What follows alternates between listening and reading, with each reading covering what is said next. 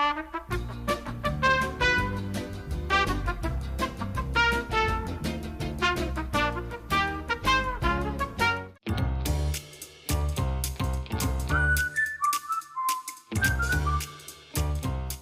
our studios at Riley High School, it's time for Michiana's #1 student talk show, Buzz in the Bend.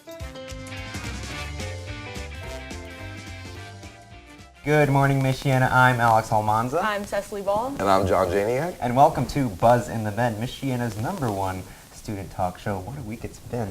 There's so much news to tell you in so little time. So, obviously, this week we didn't have any snow days, but I'm okay with that. Oh yeah.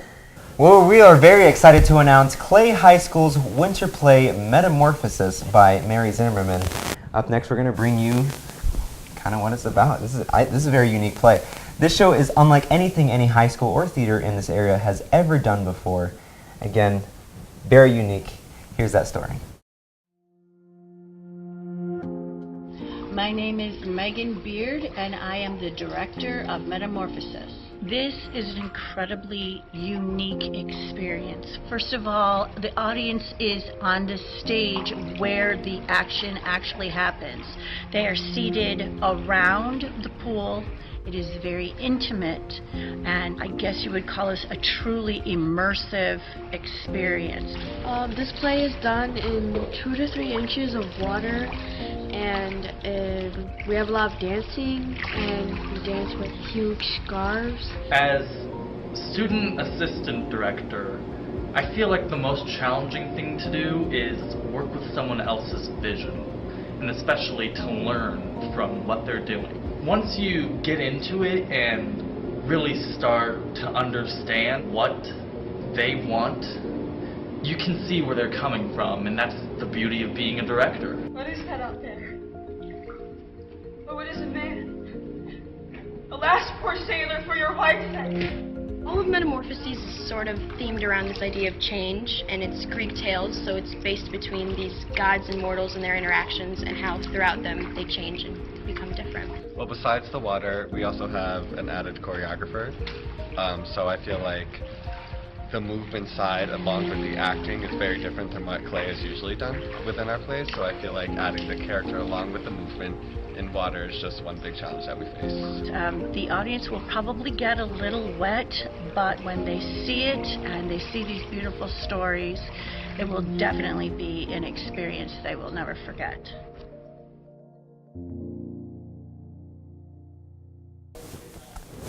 And like Mary Zimmerman said, Metamorphosis is a theater experience unlike any other. Show dates are February 21st to 23rd and February 28th through March 2nd at 7 p.m. in the Clay Auditorium. Tickets are available in the Clay bookstore, and because there is limited seating, tickets will go fast. Adults are $10 for tickets and students are $8. Tickets will go on sale Monday, February 11th. Oh, they already did. So I'm already excited to go see this. Although due to the mature themes, parental discretion is advised. So I'm excited for. It's a play that's being put together. The audience is surrounding this pool, this shallow pool of water, and I've never heard of anything like this. Right, it's really interesting. So apparently. Sounds pretty interesting. Yeah, so. The Oscar nominations, the Oscars are coming up on Sunday. Yes, they So are. I wanted to see maybe what you guys feel about the categories and nominations. Who do you think will win, and who do you think should win? Now, see, the thing about this is I'm very uncultured, okay? I rarely watch any movies. I rarely know about any artists. I'm really not in the know. It's okay. I picked categories that I think let's see. we'll know pretty well. So for the first, we have Best Animated Picture. We have Incredibles 2, Isle of Dogs, Mirai, Ralph Breaks the Internet, and Spider-Man Into the Spider-Verse. Never seen any of those. Oh my God. You haven't seen Incredibles 2? I haven't seen Incredibles 2. That came out in Or February. Spider-Man Into the Spider-Verse. You haven't seen that? Yeah, Nope. That none of movie's these. real good. Watch it. I really want to see Isle of Dogs. That's really good too. I've seen the trailer, and it looks very interesting, especially the animation with that. Yeah, I think the one who's going to win is probably Spider-Man because, it's just beautifully done, and it's so culturally, important Right. to today, so I think that's the one that's going to win, and I think it should win too. Right. Oh yeah. Not a good visual effects. Yeah. Nowadays. Really? All right, so we have best visual effects. We have Avengers: Infinity War, Christopher Robin, First Man, Ready Player One, and Solo: A Star Wars Story. Again, never seen any. No, I've seen Infinity War. Okay, if you haven't seen Infinity War, that's. No, I mean Infinity War. I'm gonna be honest. It looked pretty good. It looked pretty good.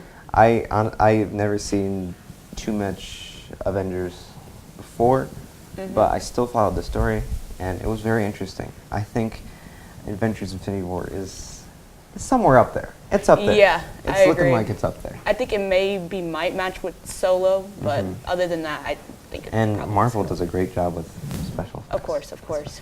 And finally, we have Best Picture. We have Black Panther, Black Klansman, Bohemian Rhapsody, The Favorite, Roma, and Green Book.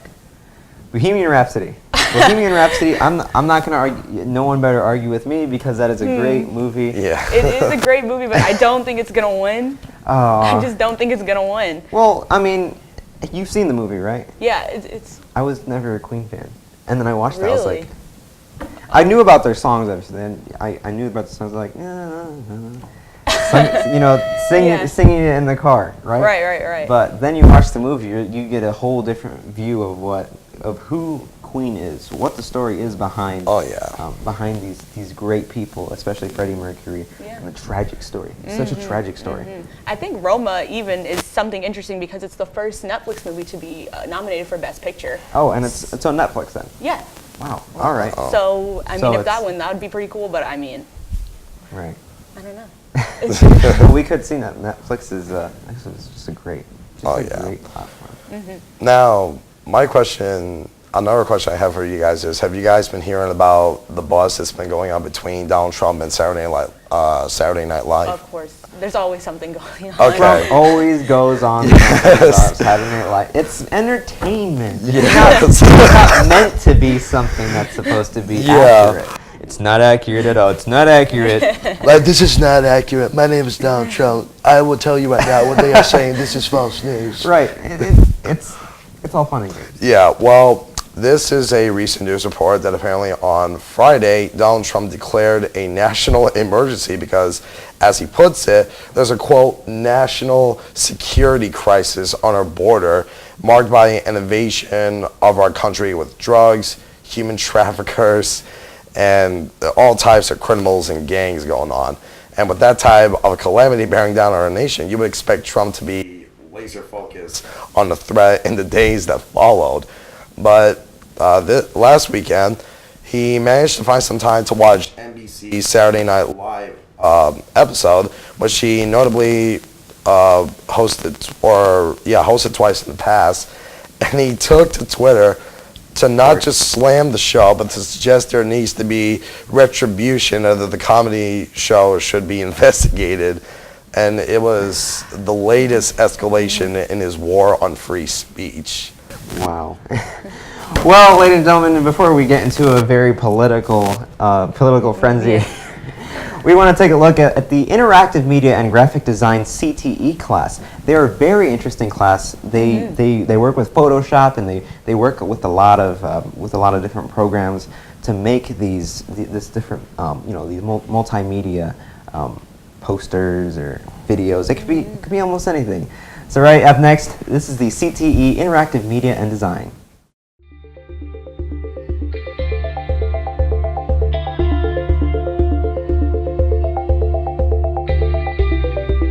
Well, my class specifically concentrates on multimedia production, so I would say that any students that are interested in being creative and applying that creativity in the digital world, I think this would be a good fit for them. Like, essentially, they pass an idea of what they want, like the teacher to say. You get an assignment, and then you get to put it into your own words, like digitally, you can make it however you want.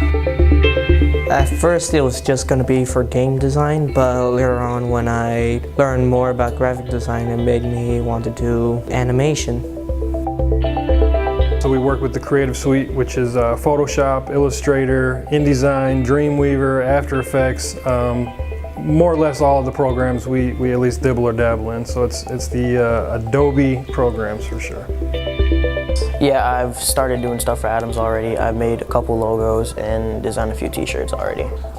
If you like depicting pictures. Like if someone tells you something, you can come up with a picture of it in your head. You'll actually learn how to put that picture in your head on paper. We work with Vincennes University, so students, by the time they leave this program, it's a 2-year program. By the time they leave here, they have 9 college credits. If you really like art and you're into like expressing yourself through images and art itself, I think you would enjoy it. Say if you want to like meet new people, make friends, join CTE.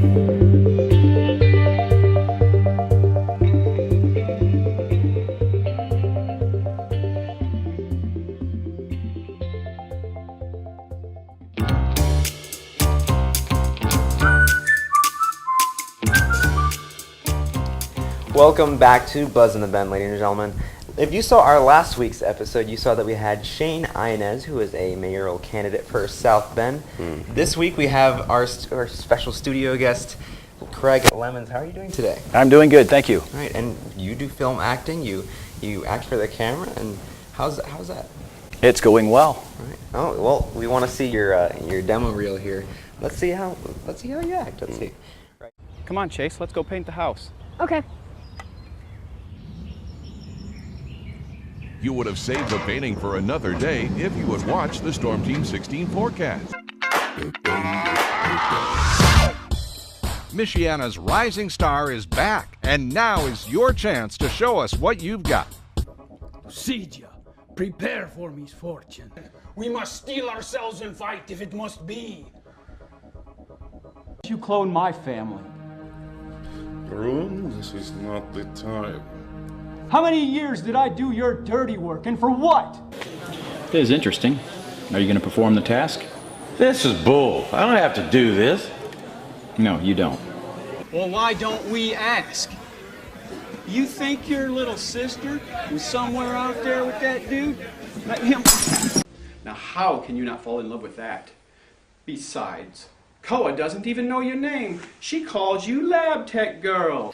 I've always been a misfit. And I say that for all the right reasons. I think it's fairly ignorant to think we're all born to be the same model of someone's plan. All right, wow. So that's that part where he, had the glass smacked on him. How do you do that? What was used for that?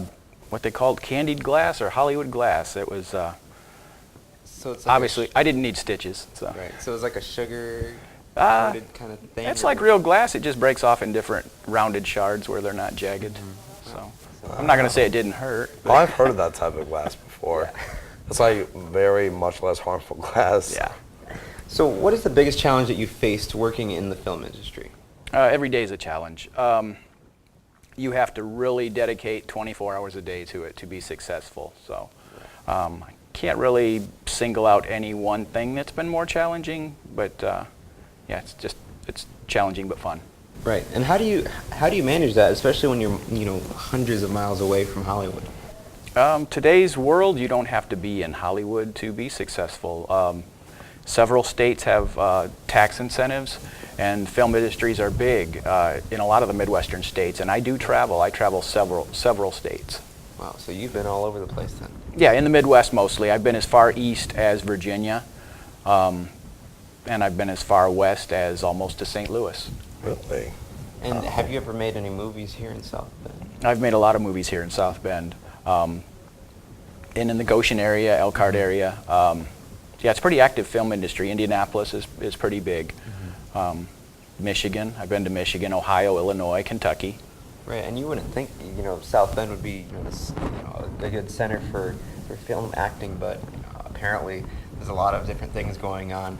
So are you planning on doing anything big here in South Bend, or maybe even around the world? Any projects that you've been working on? Yeah, I submit every day. Last year alone, I submitted to 128 roles. I'm on pace this year to surpass 300 submissions for roles, and a lot of those roles are here in Indiana and in the South Bend area. Wow. Okay then. Now, my question for you is that what type of projects have you been a part of since you first started off your career as an actor? Like, what type of projects have you done in the past? I've done a lot of horror genre, some dramas. My favorite. Yeah, I like horror genre. I label myself as a character actor. I'm not a leading man. So I'm usually taking one of the supporting roles that has 1, 2, or even 3 significant scenes that are kind of memorable. I play the bad guy a lot. Play father, play a police officer. So, nice. So you started out with like smaller roles and then you've worked your way.